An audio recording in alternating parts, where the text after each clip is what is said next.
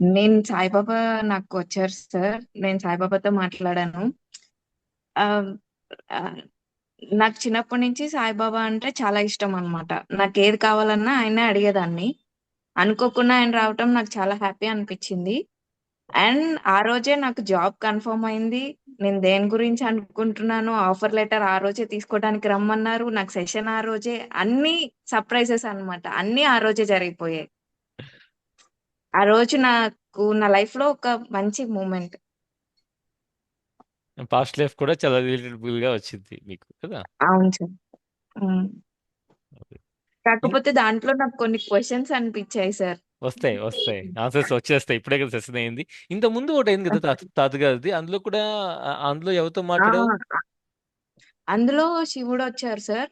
తర్వాత సాయిబాబా అప్పుడు కూడా వచ్చింది. అంత సింపుల్ గా ఆ చెప్పేస్తావు రోజు జాబ్ గురించి చెప్పారు. నేనున్నాను. నీకు ఏం పర్వాలేదు. జాబ్ గురించి చూసుకుంటాను. ఇలా 5 వీక్స్ ధోనిలో కర్పూరం అవి ఎయమని చెప్పారు.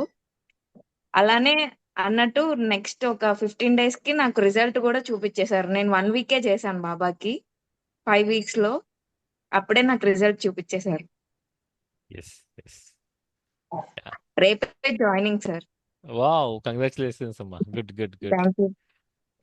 See, the thing in the life, we even afraid of abundance, even that is the problem with us. We are so stuck. If someone give a hope also, we really ask, is it possible? See, you are here for that only. You're asking for that only. So accept it. And this is what happens. So happy for you, Tatisha. So happy. Yeah.